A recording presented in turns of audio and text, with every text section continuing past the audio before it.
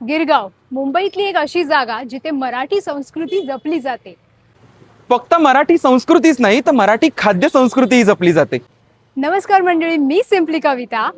High guys, I am Prathamesh. Welcome to Girgaon.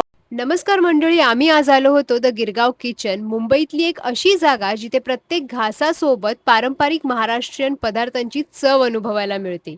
1930च्या दशकात इथे एक छोटंसं चहाचं दुकान होतं, जी जागा पुढे जाऊन प्रकाश कोल्ड्रिंक हाऊस म्हणून प्रसिद्ध झाली आणि आज त्याच जागेने द गिरगाव किचनचं रूप घेतलं आहे. सो इथे आम्ही ट्राय केलं मान्सून स्पेशल गरमागरम भजी प्लॅटर, झणझणीत मिसळ, गरमागरम वडापाव, खमंग थालीपीठ आणि Girgaon kitchen special Konkani thali with पन्ह.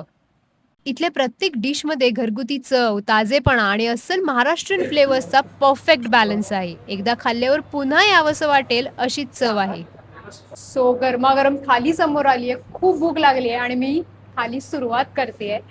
Next आम्ही ट्राय केलं गरमागरम भात आणि आंबट बटाटा, एकदम परफेक्ट कॉम्बिनेशन.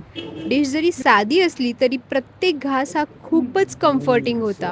क्यूट बटाटा वडे आहेत, एकदम छोटे छोटे. So let's try. आणि आज मी ट्राय करते रताळ्याची खीर. त्याच्यात रताळा आहे असं बिलकुल वाटत नाहीये, मला असं वाटतं मी बासुंदी खाते.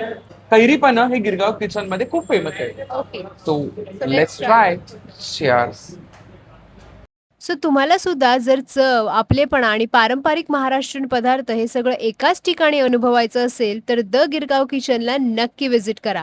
द गिरगाव किचनचे पूर्ण डिटेल्स कॅप्शनमध्ये दिलेले आहेत आणि कमेंटमध्ये मला नक्की सांगा की इथली कोणती डिश तुम्हाला सर्वात जास्त आवडली ते.